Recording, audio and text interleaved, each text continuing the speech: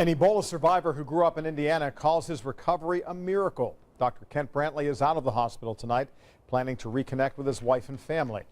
Brantly caught the virus in Liberia, where he was treating patients in the worst Ebola outbreak in history. We'll show you how his friends around Indianapolis are rejoicing, but first, we want you to hear directly from Brantly in his own words. God saved my life, a direct answer to thousands and thousands of prayers. I am thrilled to be alive, to be well, and to be reunited with my family.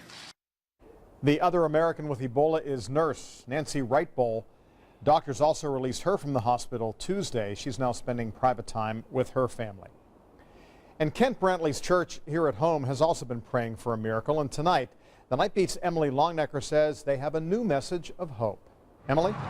Well, John, the church's pastor says Dr. Brantly's recovery certainly speaks to the power of prayer. And as you can see from the sign behind me, those prayers are continuing. I am forever thankful to God for sparing my life.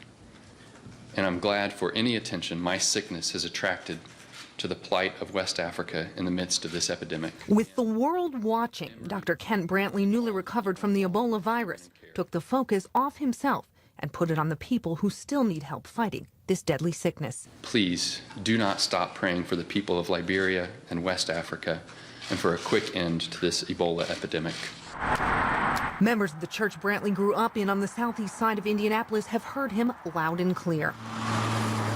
After weeks of asking for prayers for Brantly's recovery, the side outside Southeastern Church of Christ expresses thanks for his recovery and asks for continued prayers for those still affected. We don't want this to be the kind of thing that our prayers stop because Kent is now out of Emory Hospital, because Kent is now going to live because there has been this recovery. That's why Pastor Greg York hopes Brantly's story will continue to inspire others to pray for those who still need help. Who of us in Indianapolis thinks about what's going on in terms of the health system in Liberia? Now I think a lot of people in Indiana are thinking about that. I think that's been an important outcome of this. An outcome including Brantly walking out of an Atlanta hospital. Pastor York can only explain this way. Is it a miraculous recovery? Others can decide that. Was God in it? I'm pretty sure God has been in this one way or another all the way through.